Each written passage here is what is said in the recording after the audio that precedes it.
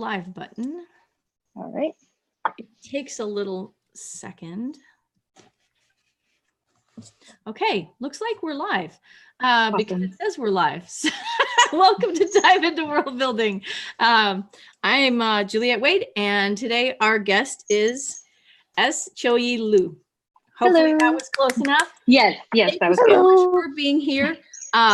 I'm really excited to talk to you. We worked this out weeks ago, and so I asked S to send me a story that we could use sort of as a jumping off point. He sent me As Dark as Hunger, which is really cool. And now I can't remember if you told me where it had appeared. So it hasn't been published yet, but it's scheduled to come out next month, November, from Black Static. What? Oh, that's yeah. Good. I got a preview. That's yes, awesome. You did. So if you're here and you don't like spoilers, leave now. Just kidding. But so anyway, we're gonna start talking about this great story, and well, it's awesome, and I love it, and it's really dark, and it has language in it, so I'm gonna totally geek out about that. Yeah, can we just humor my linguistic tendencies? Sure. Start with the language question. Yes. Because I would love to start there. So basically, you've got this situation where there are at least 2 or 3 languages being spoken in the story. Can you just start from there and tell us a little bit about the setting? Yeah. So, I feel like in secondary world fantasy, there's a couple of options that you can take. Some people, like J.R.R. Tolkien, decide to create their own languages. And others, like Paul Kruger recently did this with Steel Crow Saga, just kind of adapt to real world English languages into different contexts in a secondary world. So I've taken the latter approach with this story, and I kind of, it was kind of like off the cuff. I'm just, filling in some details, but I've included 3 languages in this story. So the first one is Common, which is English, basically. And then the second one, I decided to do Esperanto. So Esperanto is oops, did my video go okay? Okay, yes. So Esperanto is a created language that was, it is still being used today, but it is mostly in like a sort of niche like hobby area, but it was created with the goal of becoming an international auxiliary language. So I thought that would be kind of cool to have as a second language, and it would imply something about the world building where there is some global effort, to have the successful language. And then actually, no, I have 4 languages in the story because she does ask. Well, she asks the question in Mandarin. She just asks the mermaid, "Do you speak Mandarin?" Basically, which is another. I've included that as another like a global language, also a heritage language. But the one that is the main focus in the story is actually Manchu. So Manchu used to be used a lot in China, but it has since become a dying language, and there are now 10 native speakers for a population of millions of ethnic Manchu. So my family actually does have some Manchu heritage, which I'm starting to explore a bit, and it was really cool to dig up grammars of the Manchu language and try to, oops, my cat is joining this meeting, and try to, put together some sentences and reverse engineer things. And I did have to reference dictionaries that translated Manchu terms into Chinese. Because luckily I'm literate in that. So I was able to look at those dictionaries that I otherwise would not have been able to access. Very cool. So, wow. And that, and Manchu in particular, I chose as the mermaid's language because in this setting, the mermaids have been driven into isolation over being hunted. So with that, they become culturally isolated and they start using only Manchu, their heritage language, which creates another distinction between the mermaids and the rest of the world who is hunting them. Very cool. So did you give it a special name in the story, or No, so for English I called it common. I called the Esperanto comuna, which is the term for common. I called the Mandarin the national language, which is one of the terms that is actually used in Taiwan Yeah. to reference Mandarin. And then for Manchu, I believe I just used the term tongue. Oh, okay. Or language or tongue. So do you speak the language, basically?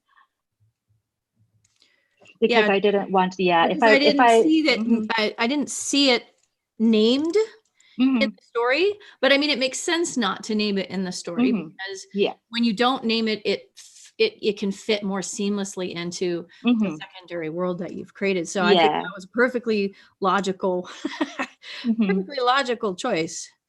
Yeah, once you start referencing like Earth terms, then it implies that the Earth Society exists, which I wanted to avoid.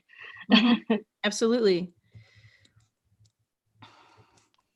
And so is the, sorry, I'm writing notes. Oh, no problem.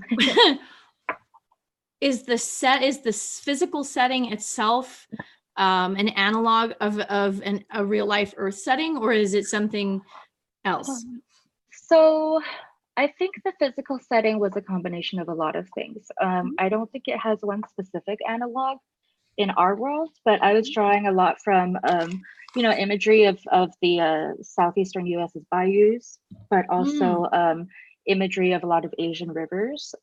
Because when I've been to China, I have seen houses on stilts, like right by the riverbank. And I have seen areas where, like either garbage or just like, muck just starts to build up and there's that stench that starts to permeate. So I wanted to, especially to focus on that sensory experience. Yeah. Yeah. It was distinctive. Yeah. I was like, oh, Yeah. it's nothing like a smell to Yeah. bring you into a story.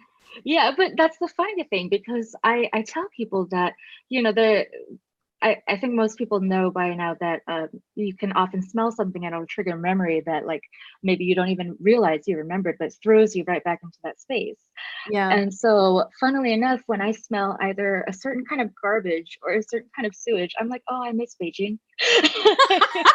Because you're going down the street and there's a lot of places where people just put garbage on the side of the street and there's a lot of older sewers. And I'm like, well, I don't really smell this in the US. So when I do smell it, it actually makes me homesick in a weird way. I get it. Yeah. Because it's garbage, you're like, what? But like totally. Yeah. Yeah. Yeah. And actually, I think that's a good observation because putting smell into a story is really interesting. I mean, it's challenging because smells are difficult to describe, right? But if you can actually get the reader to access a smell, then the dimension that you can get out of the story just expands amazingly, right? Yeah, I actually I have a poem in Strange Horizons called Inhalations, and in that one, I use the metaphor of of perfume with a head note, a mid note, a low note or heart note, and I was experimenting with using language, scent as language. Just kind of exploring that and seeing how that might translate into like a perfume. And I think the best place I've seen scent really explored is actually in Terry Pratchett's Discworld series, because he has the police officer who is a werewolf. So she uses her nose to follow trails and track people down. And the way Terry Pratchett describes it in basically werewolf smell-o-vision is fascinating, And he has this city, Ankh-Morpork, that is so dense and so urban and so smelly. And like he really emphasizes that sensory experience and gives the world a very lived-in feeling. So, yeah. At the same time, smell is very difficult to describe because it's even difficult to distinguish. Right. Sometimes you'll smell something and you won't even know, oh, I know it's floral, but I don't know what kind, or it just smells green.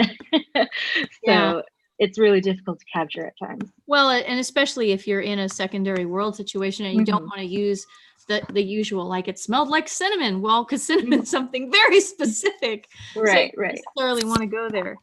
But, yeah, because there's a balance to strike there, I think, because you do have to have some things that people can reference and understand in our world. Mhm. And you do want to introduce maybe a few things that are different. But then there's the problem that I think, I don't remember who came up with it, but the problem of if you describe a dragon as having eyes as green as NyQuil, you've just implied that there's NyQuil in your universe. Yeah. So there's a hard balance to strike there between what you want as set dressing and what will actually affect your world. Meat's Yeah, and back I on the think- menu, boys. Yes. Right. What menu? When was the last time you were at a Exactly. restaurant? Orkman? Yeah. Well, I mean, so those are the challenges, right? Mhm. I think a lot of it has to do with marked and unmarked language that we use. Like Yes. things that are unmarked for us in our idiolect at least tend to go under the radar. So and given the range of readers that you have, that may be under the radar for some of them and not for others. Yes. I think that's particularly true when I use a lot of cultural reference points that are not actually coming from the US. Like, if I reference like lotus flowers in a pond, you don't really see that as much in the US, but it's a very common feature in Chinese parks. And it evokes a certain atmosphere, a certain scent, things like that. I actually I just helped translate Zhao Haihong. She is a Chinese writer, and I believe she teaches literature in either China or the US. But she has a story called The Scent of Memory that's all about that. It's all about the concept that scent can trigger memory. It's about a guy who has created a memory perfume shop because when he was young, he was abducted. And when his parents got him back again, he didn't remember them. So they created this perfume because they were both scientists to trigger his childhood memories and sort of bring him back. And then so there's a guy who wants to, so the main character now is a guy who wants to, get his bride back, because she's about to marry someone else. And he has this expensive perfume. So it's a really cool exploration of that kind of concept. Really interesting. Yeah. So I wrote down what I think that person's name is, but maybe you can send that to me in an email after we Yes. talk. Okay. Yes. It's not something I want you to worry about right now. Okay. So cool. Awesome.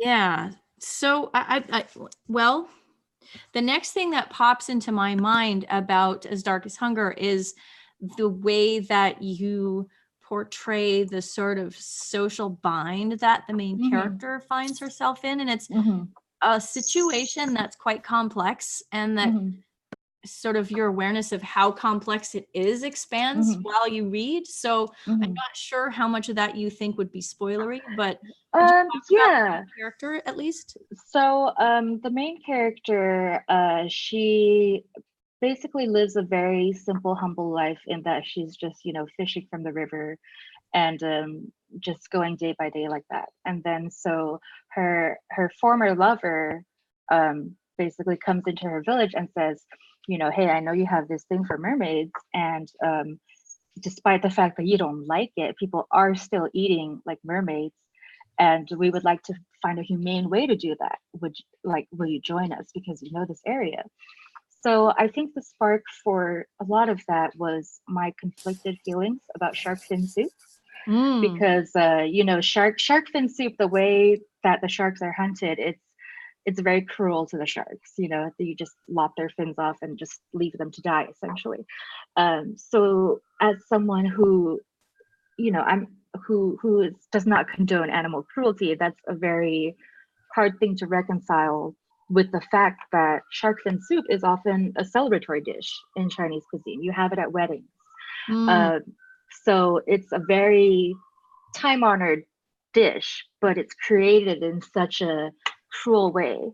So it kind of plays off, a lot of what I struggle with now in the current US climate is this tension and xenophobia, where there's a lot of xenophobia against China.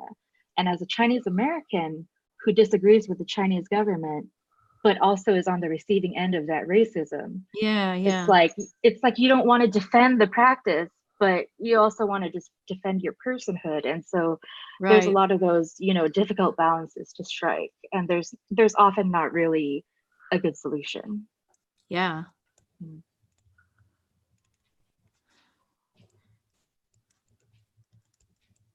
Makes sense.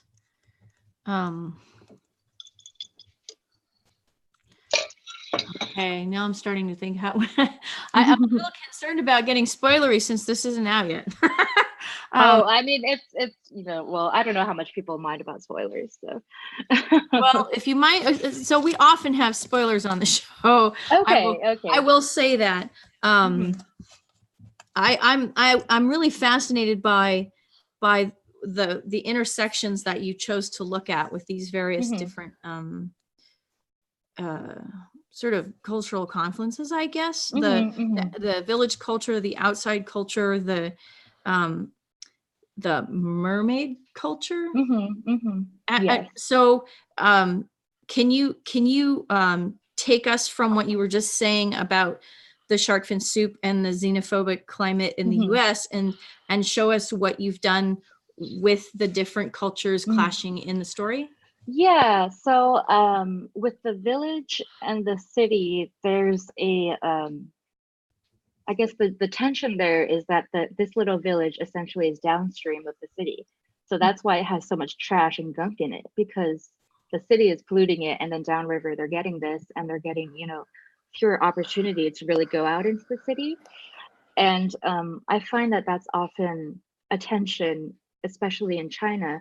I mean, you get it in the US too, but with China's like really quick urbanization and development, there's a lot of small villages where people, I mean, people use the term brain drain. I don't particularly like it, but you have the people who are more talented and they want to have more opportunity for themselves. They go to the city. And so the people who are left in the village, they're often children or elderly, and it gets more and more difficult to live in the village as the city drains away people.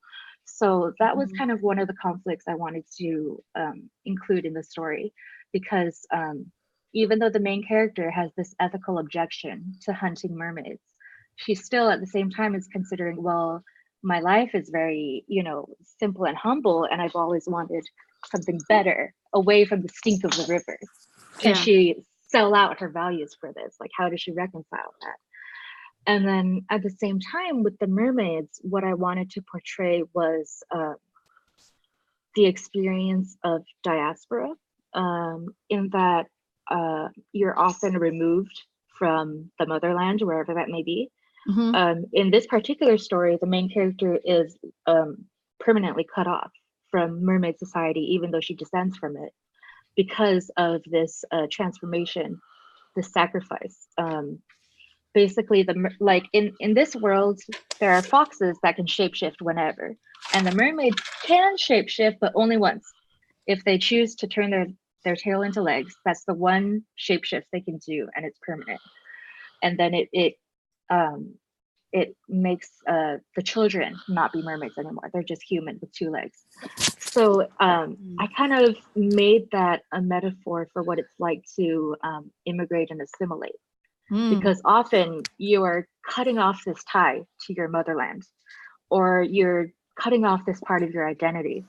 And on one hand, the mermaids did this for the main character because they're being hunted, and this is going to be a better life to not always have that fear. Right. But on the other hand, you're closing off that door that lets you access your heritage. And so that's one of the main character's conflicts, because she only knows a few words of this mermaid language, because she's only picked those up from her grandmother. And the mermaid is fluent, but they can't really communicate. And it's like she's faced with this, like, oh my God, I have this door, like this opportunity right here, but I can't make use of that because I just don't know enough. And that's a lot of what I've struggled with as someone in the diaspora, knowing that, like, yes, there are things I can learn, but then there are also things that I will never really be able to understand or access because of that distance. I have a question from the side, since we've turned this into mermaids and diaspora. Is there forcible conversion in your Yes, I kind of hint at that because there's a scene where the main character talks about her grandmother telling the story of her parents choosing to convert into humans. Right. And there's this moment where the father is like really trying to convince them, and the mother reluctantly agrees. And so she, does this, like she begins it of her own will. She's the one who does the first rip, basically, and her husband helps her complete it. But while she's doing it, she has such a look of resentment that like really haunts the child. And the grandmother is there, and her father comes over and says, "I'm sorry, I have to do this." And so she doesn't really know what's happening, but it's a thing that has been put on her, which I also liken to, kids who are, 1.5 generation. They immigrate over when they're like, 6 years old or something. Yeah. And that's a big trauma that they might not necessarily understand at that time, and that it gets processed later. Yeah. But but it's still familial, and there's no like wholesale government No, mermaid not in conversion not in policy or this anything. story. No, not in this story, because in this story, by the time the mermaids have realized that they're really being persecuted, they retreat because they're the only species that can live underwater. So they have that Yeah. at least. Yeah. That's fascinating. Yeah. Yeah. You're gonna I go like on. this a You're gonna lot. want to read this Mhm. one. I've been dealing a lot with the fact that I grew up with my heritage language because my mother Mhm. was unlike the traditional immigration narrative for Japanese Americans, Mhm. my mother is Shin Issei, so Mhm. recent, but my kids don't have any Japanese because of Mhm. various little details. So Right. it is about that one way thing. Yeah. Yeah. So It's very difficult for, you know, even 1.5, but definitely from second generation on, to really hold on to cultural heritage and especially language. And that's why I like to explore the linguistic aspects. Mhm. I did similar in mother tongues, which has been very popular among people who have either immigrated, graded, or had that in their family history, because that one is another one that where I literalize assimilation by, she literally sells her language, so she's assimilating that way. And Yes. yes, and in this one, it's not quite that dynamic, but it's still using language as a symbol of cultural access. Because for me, growing up, I did speak my heritage language. I did learn some of the writing, but I wasn't immersed in it. So I would get very frustrated when I would want to, read some comics and they were only in Chinese, and I wouldn't be able to read all of it. And it's that like yearning of like, you're so close, you're almost there, but not quite. that can Mhm. be such a difficulty for people in the diaspora to really Yeah. reconcile. Yeah. But I also, I try to have hope that there, you can still learn your culture. Like for me, a lot of my Chinese I learned only in college, and then afterward as practice through translation. And there's still more to learn. There's still stuff that like cultural stuff that I'll never really understand, but you're able to open the door a little bit. But the thing that I wanted to kind of show in this story too is that it's parallel to the narrative of Manchu. It is it's kind of been not forcibly diminished, but because of the assimilation with Chinese people, Han Chinese people later on, the language just was gradually replaced by Chinese. And so when you have this situation, like many people with indigenous languages, many other cultures that don't have as much access to their language, you know, it's a different kind of yearning. It's like a different kind of pressure of knowing that like I don't know this, and then I can't pass this down. And it's this very real pain of links of culture being broken. Yeah. And that's something that I really try to reconcile a lot with in my fiction, because it is a very it's a very broad and difficult and painful experience that I think a lot of people don't quite understand, because people are often used to seeing one side or the other and not like a hybrid experience. Yeah, that's an interesting point.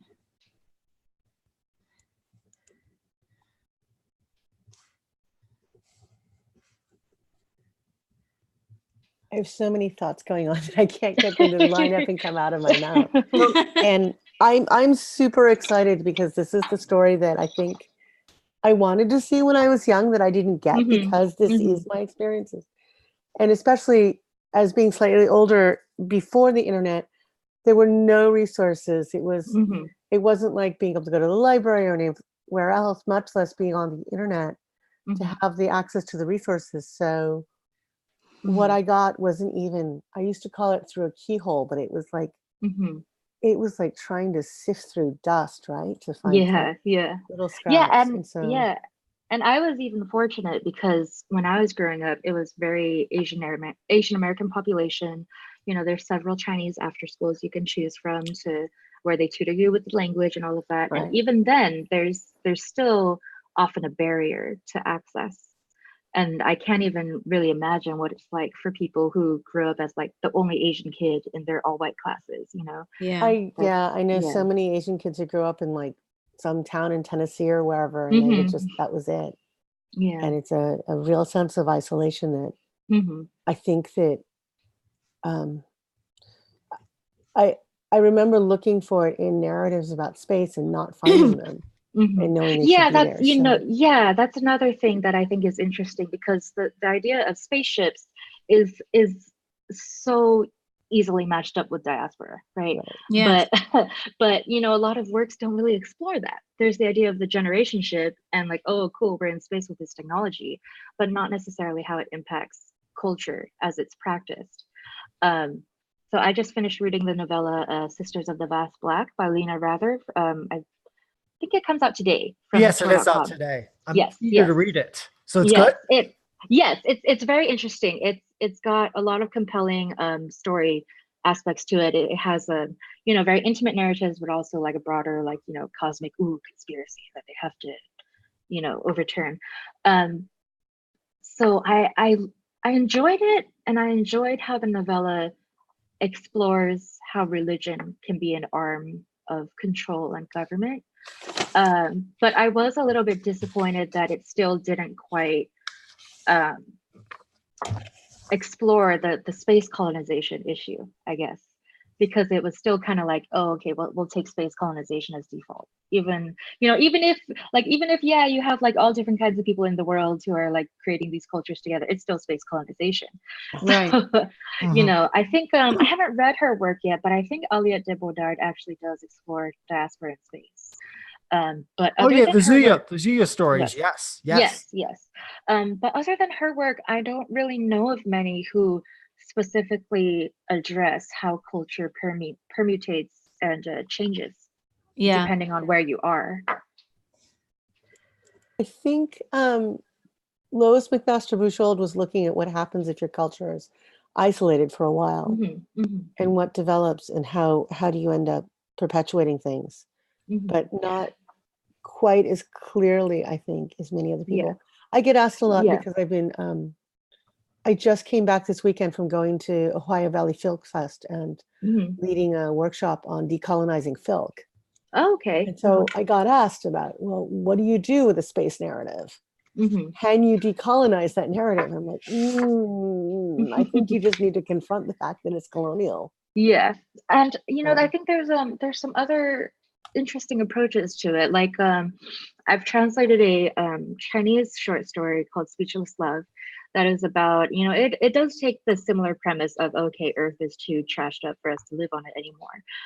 But in this version, you have people who are living on hover ships, basically in different levels of the atmosphere.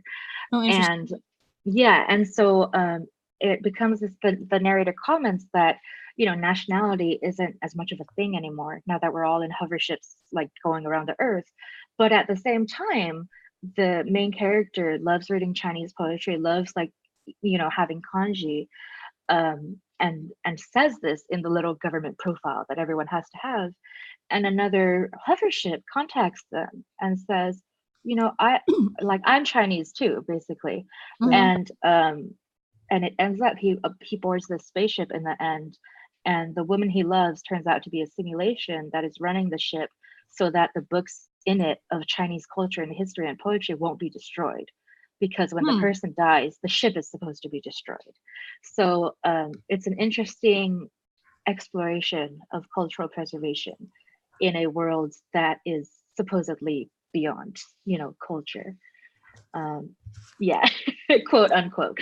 Yeah, quote unquote, right? Interesting what neutral is set to be in various people's world building. Yes. I think, the idea that Earth being destroyed as default to me is kind of depressing. That's why I'm kind of interested in solar punk too, where it's like, oh no, there's ways to, revive the Earth and consider an alternate future than just destroyed Earth. Yeah, I agree. It's fun to see that growing, I think, in the genre. But there's so many different opportunities that you can take to expand it in all kinds of different ways. So can you tell us a little bit about what you're working on now?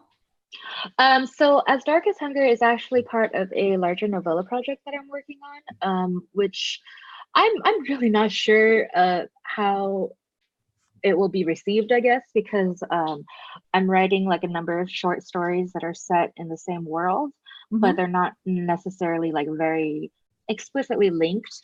And I'm planning to do a frame story around it of like a person with a cabinet of curiosities, and you pick out an item and tell you this short story. So interesting. Yeah, so sort of like Ray Bradbury's, I think it's called The Illustrator Man. Yeah, that's what it made me think of too. Yeah. So I mean, it seems like a lot of people want novellas that tell encapsulated stories. So I'm not sure how a novella short story collection will be received. But you got to give it a shot, though. Yeah, exactly. I got to just finish it and put it out there. I mean, Carl Engelhardt asked me like 2 or 3 years ago, like, are you going to send us something? And I'm like, eventually, when I figure out how to write a novella. Well, I think that's an interesting way of putting the length together, to be honest. Hold on, let me grab I guess you just have to like do it and see.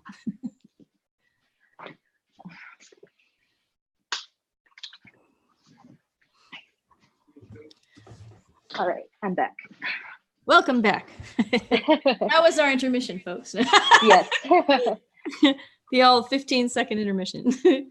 But okay, so the same world as Dark as Hunger, but not necessarily linked. So yeah, what can you tell us about the other aspects? Like, is it explorational? Like, is it from all different places in this world, or is it? Yeah, so I've actually created maps of this planet. I have various continents mapped out, and I have some ideas of various cultures.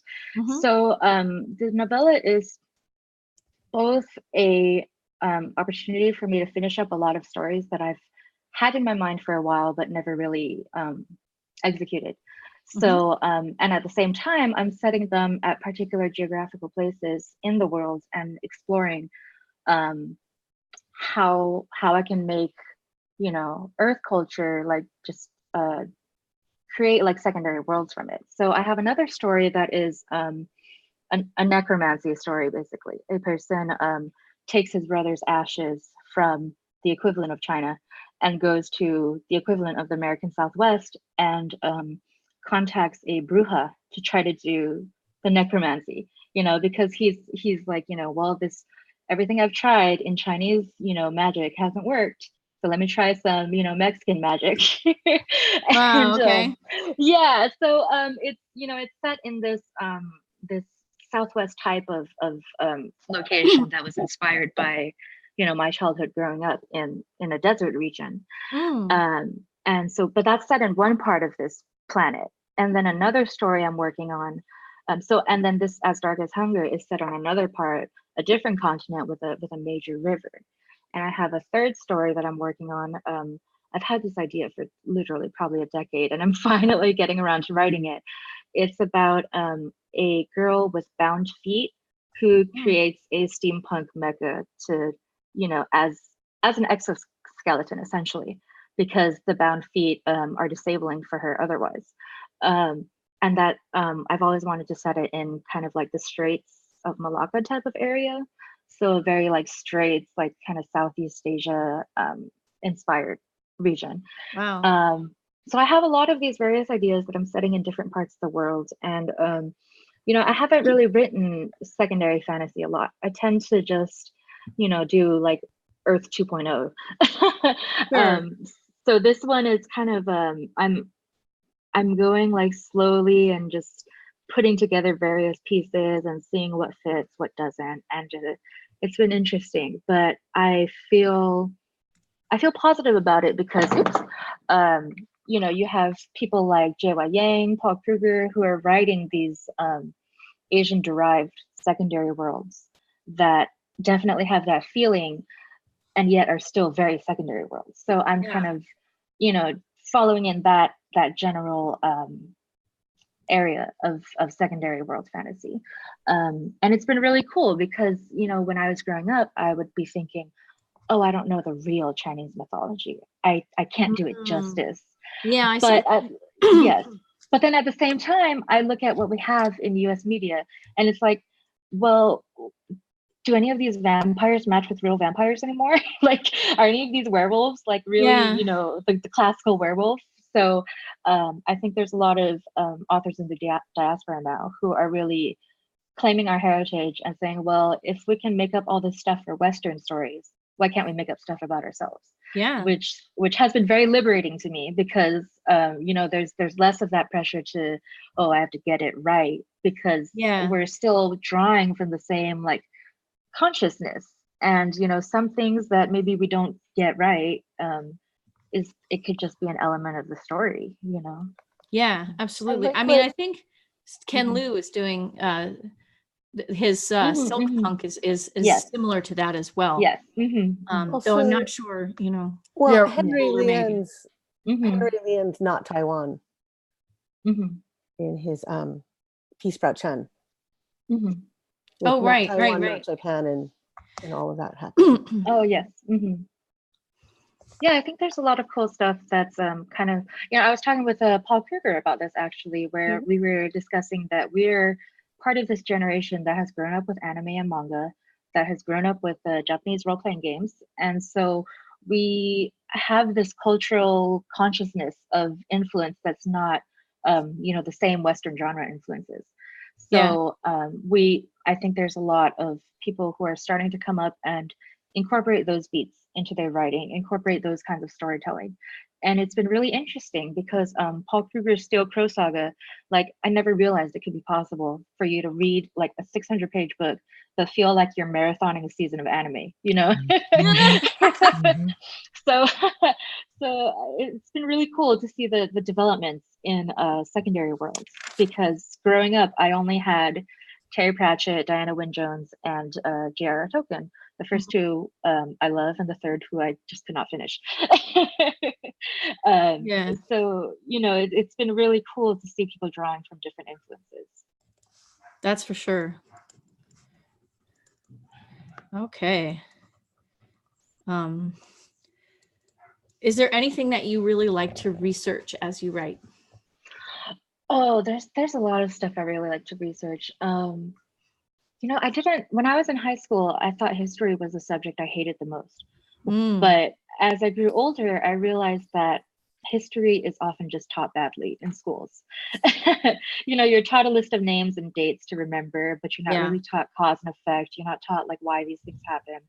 So, and you're taught kind of more the big picture. You don't see the cool sides of history. That's like, you know, one little group doing this thing.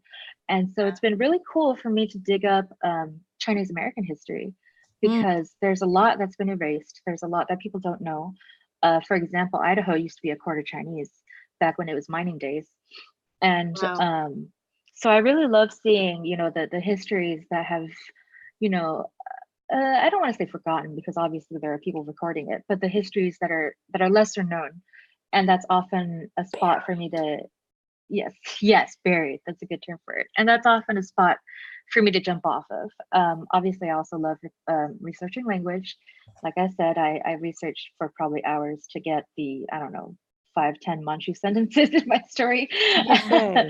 but that's because I'm a linguistics background. So so can you tell me what your linguistics background is, just so that I'm... So yes, I got a bachelor in linguistics, and in particular, I love sociolinguistics. Oh, okay. But I also like phonology. So the cool thing about researching for this story was that, as I mentioned, I had like grammars with some examples, and then dictionaries with like a few forms, but not like everything, like no like conjugation tables. So I would have to go to like, first I would go to Wikipedia's page on Manchu. Wikipedia generally has pretty good descriptions of languages. So I kind of get an overview of what grammatical system they use, at least, so I can have a better idea of how to parse what I'm seeing. Yeah. And then from there, I'm going into the grammars to try to find specific examples. And I'm going through the dictionaries, and some of the challenges were that I would have sample sentences that are written in like, where people say, oh, you like doing this, but I wanted to say, I like doing this. So I have to go through the various pieces to try to string together something that is, that approximates with the actual languages. And because Manchu has 10 native speakers, this is one of those cases where I can't really check it against, a source.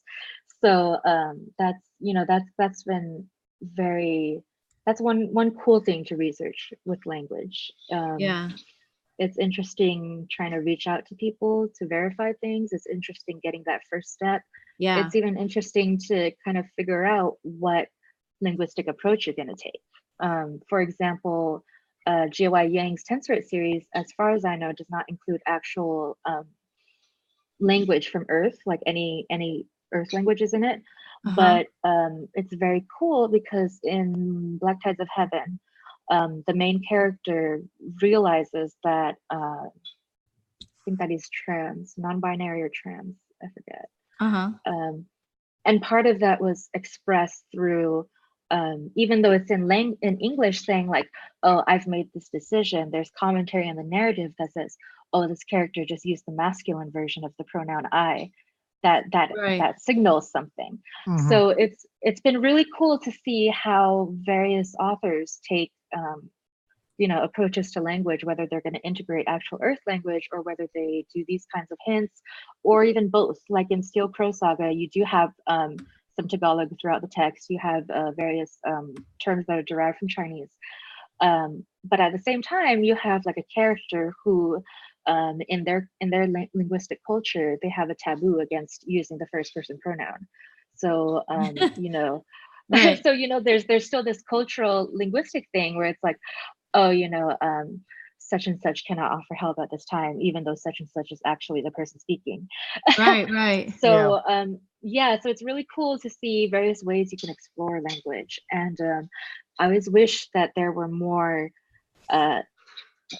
science fiction based on linguistics, because there's so much you can do. And Here. Yes. Yep. And one thing that I really wish I could see more is sociolinguistic stuff. Like J.R.R. Tolkien was really, really trailblazing with creating the various languages, and he did have some situations where he modified language where there's context, but I think there's not often been as much fiction that explores, cool things that happen on our Earth, things like diglossia, where there's one language that people use for written text and another language entirely for spoken conversation, and they're both like, I think Arabic is in this situation. So they're both called Arabic, even though in application they're wildly different. And there's other, situations where like Singapore has 4 national languages, official languages, but they're used in different contexts. So I haven't seen as much fantasy that really explores how you could stratify a society or deconstruct a society based on how they use language. I'm thinking of an old Jack Vance novel, The Languages of Pow, which uses language as a cultural weapon and social change. But otherwise, it's an idea. It's very thin on the ground. Suzette Hayden Elgin. and the linguist novels. But yeah, I think that there's maybe 20 books out there. Yeah, and it's interesting because a lot of people, especially those who aren't trained as linguists, like to explore the Sapir-Whorf hypothesis that, language determines thought. It's this idea that, these people don't have the word for the color green, therefore they can't see green. Yeah, that kind of that's the thing. and, so the hard version of the hypothesis has pretty much been debugged. And I still believe that language influences thought but does not determine it. But you have a lot of sci-fi like Ted Chiang's Story of Your Life that became the movie Arrival, where he's actually, I know Ted Chiang is a good writer because he wrote an entire story based on the Sapir-Whorf hypothesis as true, and I didn't throw the book across the room. I read the story to the end, and I was like, tears. So that's how I know Ted Chiang is a great writer. But yeah, I think there's, what is it, 1984 that kind of explores this, Language as Control, Clockwork Orange that explores this, oh gosh, I forgot the term, but this argot of, the kind of the criminal underworld, and then Ted Chiang's story. So there's lots of stuff that explores that side of linguistics, but not as much with sociolinguistic or linguistic change or things like that. I'm going to point you at some stuff I wrote afterwards. Okay, awesome. Great. Just for fun. I think that it's not so much that it doesn't exist, that I'm realizing that nobody's done a collection solely based on that so that it's easy to find. Right. So I'm sort of sitting here going, oh, I'm going to point some people who like doing this sort of.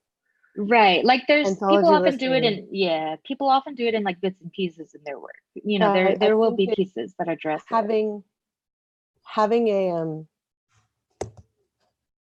a listing somewhere easily accessible would be good. And also I'm like, hey, as long as we're like running around seeding awards everywhere, maybe we need to do one for use of language. That would be cool. So cool. So I'm going to ask the rest of the folks who are here if they have any questions. I do. It bounces right off what we were just talking about. So you're also a translator. So how do you think your work as a translator has influenced how you write fiction, especially in your use of language? Oh gosh, that's an interesting question. I think that actually my fiction writing influences my translating more, because the thing about translating is, even if you have a perfect understanding of the source language, and if you have a good grasp of the target language, if you can't write prose in the target language, your translation is not going to read well. Like, people who translate but don't write, they often come off as a bit stilted because, they're kind of going off that original meaning and not taking into account the customs that Anglophones are used to reading. So I have a lot of my writing that influences my translating, because, for example, in Chinese literature, it's not considered a faux pas to use a lot of adverbs. That's just how you write. But in English, if we use a lot of adverbs, people think it's kind of amateur. So I have to make a lot of decisions. Like if the Chinese says, she ran quickly across the room. In the English, I might say instead, she dashed across the room. So it's a lot of choices like that that influence, my writing. And I think the other thing is, I think it's mostly influence on translating, because I started writing first. So that is more intuitive for me. And with translating, it's a lot of trying to balance editing and adapting for an Anglophone audience without changing too much of the original meaning. Yeah. And trying to capture the Chinese voice in a way that still translates to the English audience. So do you think you would ever change and translate English into Chinese? And how do you think you would approach that? Oh, I don't know if I would have, my Chinese would have to be a lot better for me to do that. When I translate Chinese to English. If you don't mind me adding, it's really hard to translate into a language that you don't consider a first language. I mean, I don't know my how that is yeah. for you, but I certainly can't do it into a Mhm. language. Yeah, definitely. Yeah, my Chinese is not good enough for that. I can read it and translate it into English because I can sit down with time and a dictionary.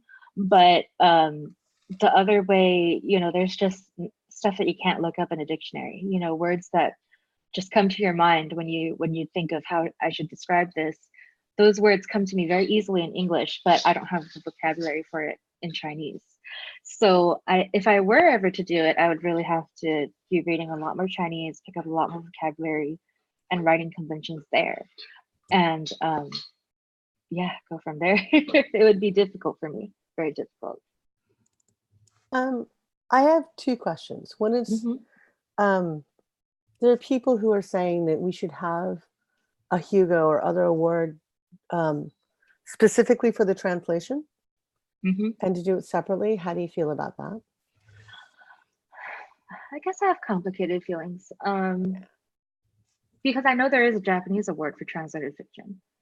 And I believe there are maybe 1 or 2 European awards for translated fiction. But the thing is, the culture in non-Anglophone countries is entirely different, right? Because most of the sci-fi that's coming in is translated. Right. For example, I just went to a Chinese bookstore yesterday and I asked about the sci-fi section, hoping that I could find, you know, maybe some anthologies of new Chinese sci-fi. And it was just shelves and shelves of translations. So, you know, when you're coming up in those contexts, an award for translation does make sense. When you're coming from an Anglophone context, it's like people already have this idea that translations are different from, you know, regular writing or whatever. So there's already that, it's not quite a stigma, but like people are kind of hesitant. And if there's a separate award for it, like I could see it boosting the profile of translated stories, but I could also see it as people, you know, having this opportunity to dismiss that and just not pay attention to translated fiction at all. So I think it's really important for translated fiction also to get just major awards, like, you know, with the Hugo, with Qiouyi Lu's translations, because it shows that translations are just as quality as, you know, the fiction that's being written natively in that language. So I can see pros and cons. Ultimately, for me, I think that because these sci-fi awards are coming from an Anglophone context, I would prefer translations to be integrated so that people can see that translations are just as worthwhile. And maybe one day when we have, you know, translation sweeping like all the Hugo awards, then like, sure, we can create a separate award. But like for now, I think having it integrated is probably the best course. Very, very cool. Well, it's Wait, Pat, you had a second question also? I did. Oh yeah. The other question that kind of ties into the translation question is, how much pressure do you feel from the people guiding the process to create a flavor of Chineseness that is expected by the Anglophone reader?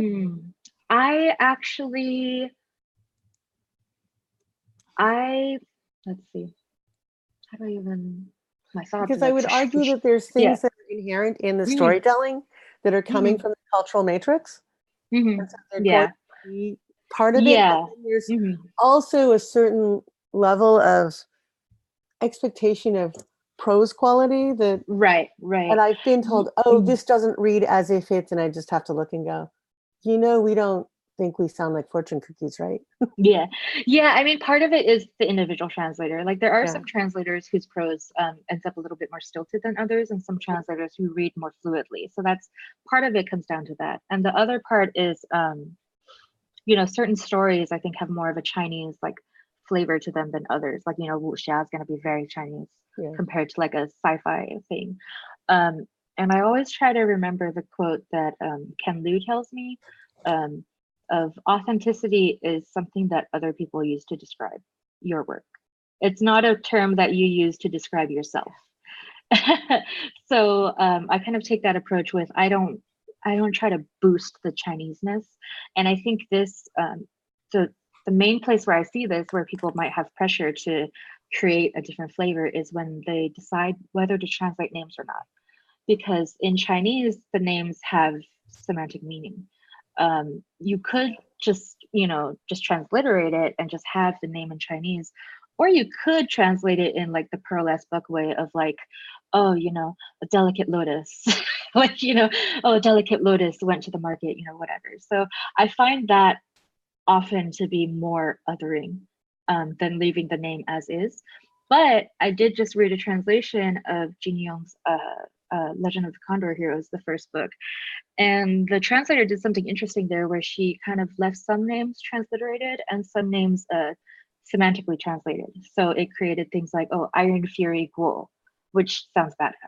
So, there are situations where you might want to, where people might want to boost the Chineseness, but then other situations where you might not. And it really, for me, it depends on the story. Like if a story is very Chinese,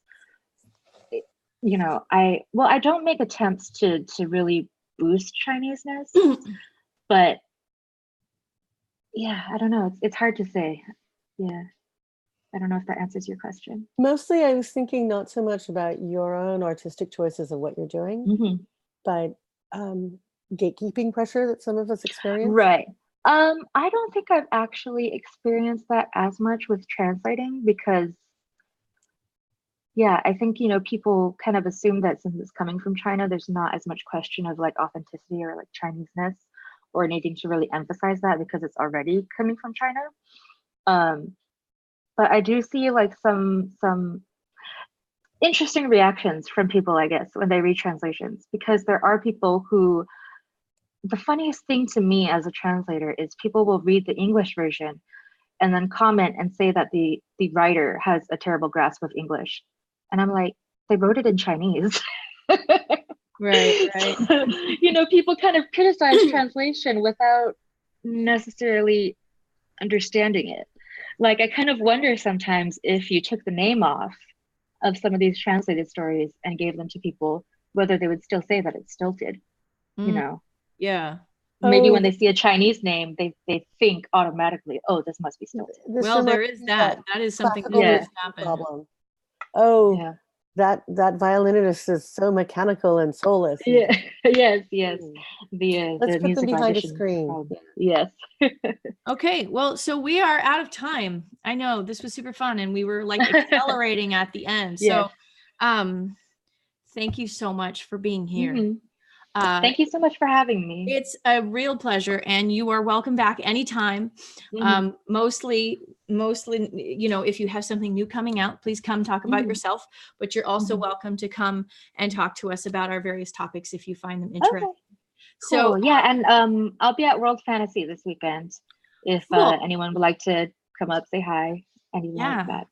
Well, I hope that I'm not going to be there, but I hope that people come and seek you out, because that would be awesome. Yes, I'll be on a couple panels. So cool. That'll be cool. I'll be on a panel about Californian horror, and then another panel. I'll be on the panel where people were not quite satisfied of the title of the pros and cons of sensitivity readers. So I know people objected. Well. Yes, I know people objected to the title, but I think I have lucid things to say on the topic. So. Oh, I'm absolutely certain that you do. So what I'm going to do now is I'm going to stop our live stream, which will allow us to have a conversation if need be after the live stream has